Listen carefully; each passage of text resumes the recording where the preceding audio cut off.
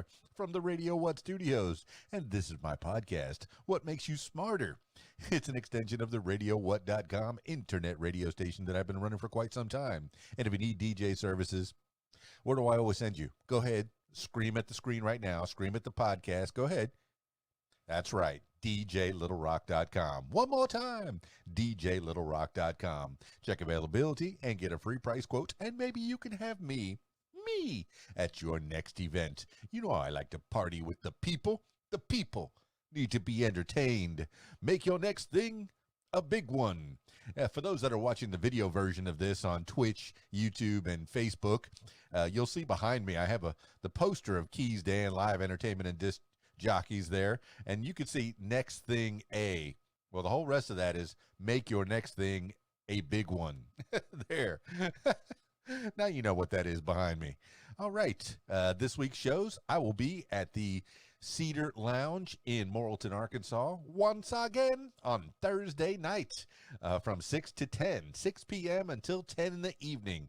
Oh, yeah. Video dance party, karaoke jam, great food, great drinks, great people. Oh, my goodness, the staff is marvelous at the Cedar Lounge in Morrilton, Arkansas. The place to be on a Thursday night. Yeah. Oh, it's becoming one of my favorite places to be, for sure. The Cedar Lounge in Morrilton, Arkansas. Video dance party, karaoke jam. Yes, karaoke. You're the stars of the show. Then on Friday night, my other public show, the regular Friday night gig, the Rab in Conway, Arkansas. Oh, yeah. Good times at the Rab. Always exciting at the Rab.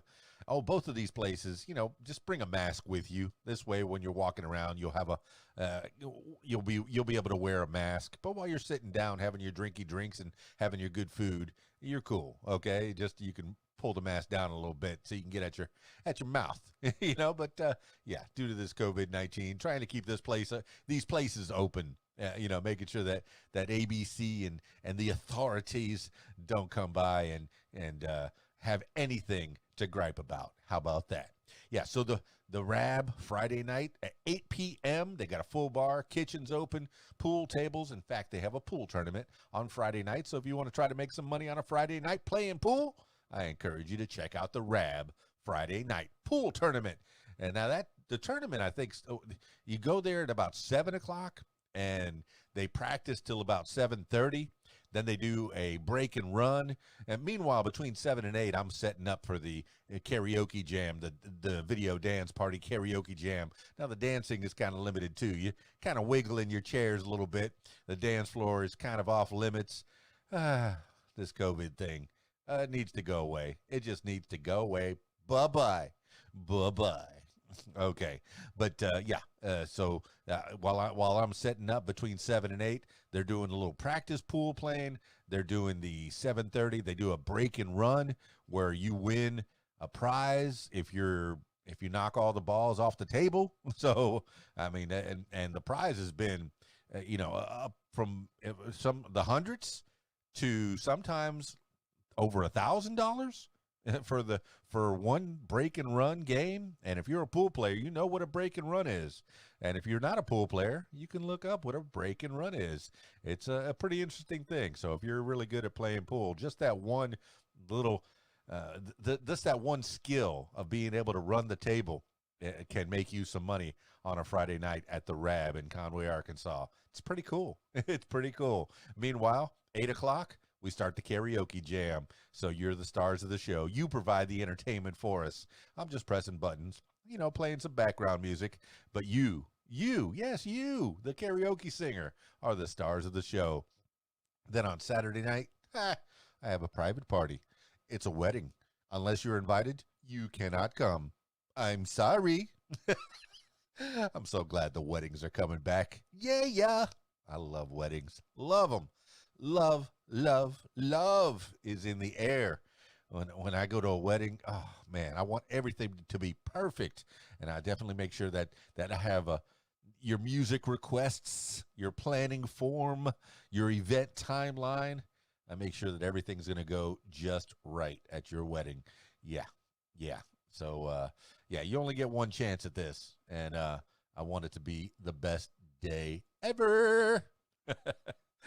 All right, party people. Also, if you'd like to tell your story or hear the stories of others, I encourage you to check out my other podcast. No, my other podcast, What Makes You Famous. Find it everywhere using the hashtag What Makes You Famous. And if you want to watch me stream online games, I encourage you to do that too. It's hashtag KeysDan Gaming. Find me on Twitch and Facebook Gaming. Yeah, I actually, man, the way that the people can support you, throw you some money, is they buy stars on Facebook, from Facebook, and then while you're playing your game, they throw you some stars. It's pretty cool. So I actually had some people throw me some stars. I'm kind of excited about that. Yeah, I mean it's not much, but hey, it's a way to that people let you know that you're doing good. You're doing good. You get a little trophy. You get a little certificate. Here you go. You're doing good, kid. Here you go. Here's a quarter. Boop. Here's 2 bits. All right. I'm spiraling. I need to get to the program. Now, on with the show.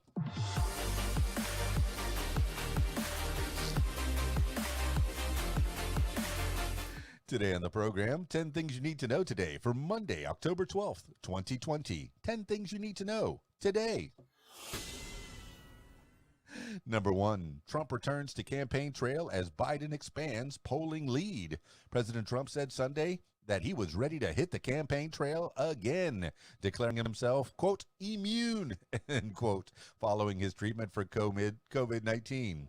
Quote, I'm immune, end quote, Trump said in an interview on Fox News Channel's Sunday Morning Futures. Quote, the president is in very good shape to fight the battles, end quote. Trump continues to face questions about his health, with some medical experts skeptical about the White House physician's Saturday announcement that Trump had completed his treatment and was no longer considered a transmission risk. Trump held a White House event with a few hundred supporters on Saturday and plans to resume full-fledged rallies with an event in Florida on Monday that is seen as the start of a final push before Election Day, after his Democratic challenger, Joe Biden, expanded his solid lead in the polls. This is according to the Associated Press. Number 2, Barrett heads into Senate confirmation hearing. Supreme Court nominee Amy Coney Barrett says in remarks prepared for her 4-day confirmation hearing set to begin Monday that as a judge, she seeks to, quote, reach the result required by the law, whatever my own preferences might be, end quote. The Supreme Court will shift to the right with a 6-3 conservative majority if Barrett is confirmed to replace the late liberal Justice Ruth Bader Ginsburg. The change could result in rulings to curtail abortion rights, invalidate Obamacare, expand gun rights, and uphold voting restrictions pushed by Republicans. Democrats are opposing her, noting that millions of votes have already been cast and arguing that the winner of the November 3rd election should appoint the next justice. Senator Kamala Harris, Democrat, California, the Democratic vice presidential nominee, will be among the Democrats on the Senate Judiciary Committee to question Barrett. This is according to Reuters and the New York Times. Number 3, White House regroups after both parties reject coronavirus relief proposal. White House Chief of Staff Mark Meadows and Treasury Secretary Steven Mnuchin sent a letter Sunday urging Congress to redirect $130 billion in unused Paycheck Protection Program funding while negotiations continue on broader new coronavirus relief. The appeal came after members of both parties rejected the administration's new $1.8 trillion stimulus proposal.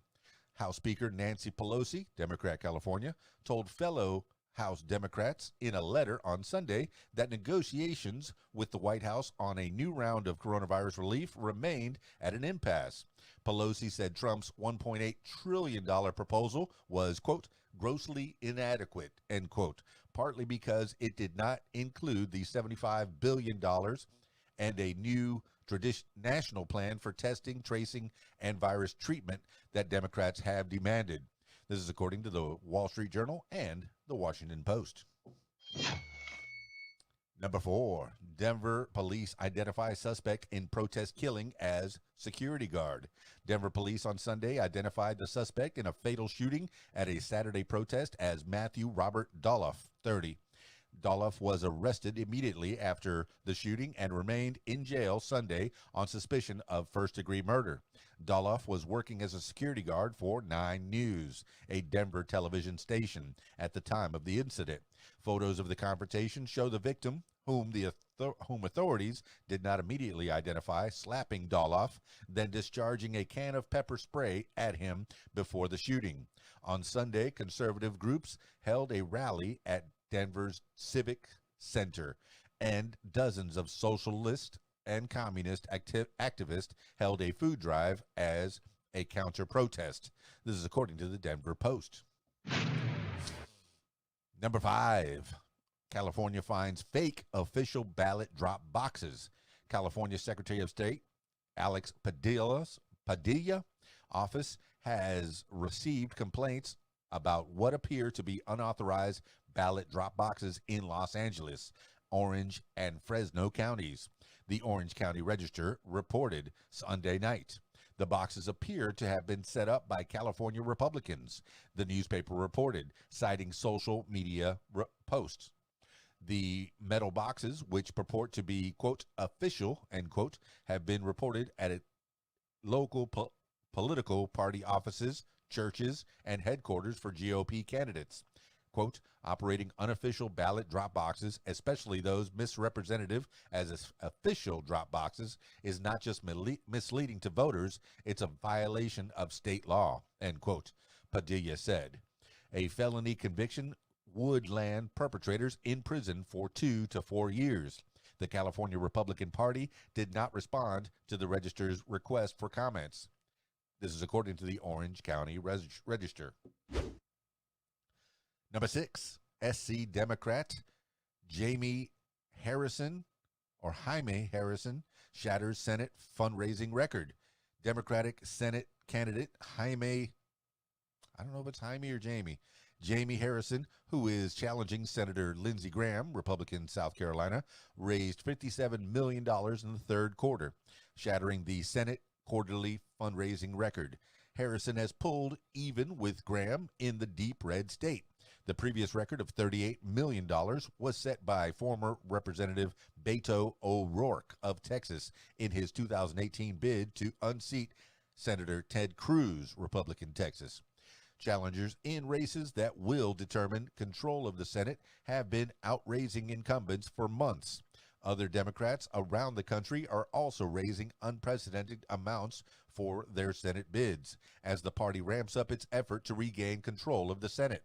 Teresa Greenfield, the Democrat challenging Senator John Ernst of Iowa, raised $28.7 million, a quarterly record for a Senate candidate in that state. This is according to the New York Times and CNN. Number 7, Fauci says Trump ad uses his words without permission. Dr. Anthony Fauci, the top federal infectious disease expert, said Sunday that he had not agreed to be featured in President Trump's latest campaign ad, which shows Fauci saying that he, quote, can't imagine anybody could be doing more, end quote, to fight the coronavirus pandemic. The ad suggests that Fauci was speaking about Trump. Fauci said his words were taken, quote, out of context, end quote, and that he was referring to the efforts of the broader effort by the coronavirus task force and public health agencies in general. Quote, in my nearly 5 decades of public service, I have never publicly endorsed any political candidate, end quote, Fauci said in a statement. Trump campaign spokesman Tim Murtaugh defended the ad, saying that the comments were taken, quote, directly from Dr. Fauci's mouth, end quote. Fauci and Trump have frequently clashed over how to respond to the pandemic. This is according to Reuters. Number 8, Lakers defeat Heat to win first NBA title in 10 years. The Los Angeles Lakers beat the Miami Heat on Sunday night to win the 2019-2020 NBA championship, the team's first title in a decade. The 106-93 victory came in Game 6 of the best-of-7 series, gave the Lakers their 17th NBA championship, tying a record set by the Boston Celtics. LeBron James took his fourth Finals MVP award, leading the team in Game 6 with a triple-double, 28 points, 14 rebounds, and 10 assists. Anthony Davis contributed 19 points and 15 rebounds in Sunday's game. James has now won 4 championship rings with 3 teams. The season was the longest in NBA history, finishing 352 days after it began due to disruption by the coronavirus pandemic. This is according to ESPN. Number 9, 14 states mark Indigenous Peoples Day. 14 states, Alabama, Alaska, Hawaii, Idaho, Maine, Michigan, Minnesota, New Mexico, North Carolina, Oklahoma, Oregon, South Dakota, Vermont, and Wisconsin, along with the District of Columbia and more than 130 cities, will celebrate Indigenous Peoples Day on Monday with virtual or outdoor gatherings. The events honoring Native American cultures will be observed in addition to or instead of Columbus Day. Groups honoring Native Americans and other indigenous people say it's wrong to celebrate the explorers whose voyages started the colonial period that decimated indigenous populations in the Americas. South Dakota in 1989 became the first state to recognize the day. Many groups defend Columbus Day as a fitting tribute to the explorer who, quote, discovered, end quote, the New World, and to Italian American heritage. This is according to USA Today. Number 10, Nadal wins his 13th French Open. Tennis superstar Rafael Nadal beat rival Novak Djokovic 6-0, 6-2, and 7-5 to win his 13th French Open title on Sunday. The victory was the 20th Grand Slam victory for the Spaniard, tying Roger Federer's record.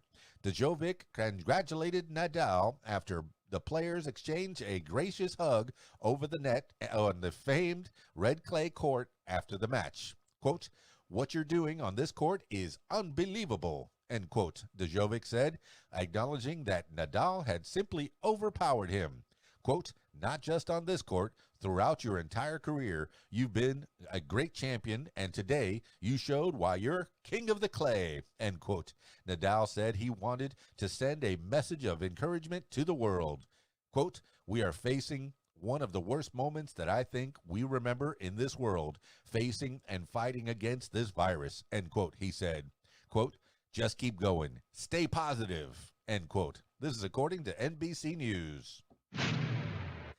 That's 10 things you need to know today for Monday, October 12th, 2020. Thank you so much for listening. I hope you're all doing reasonably well. Drop me some comments. Let me know what you're up to. Let me know what you think about what's going on in the world. Are there any news updates that I should have put down on this What Makes You Smarter podcast?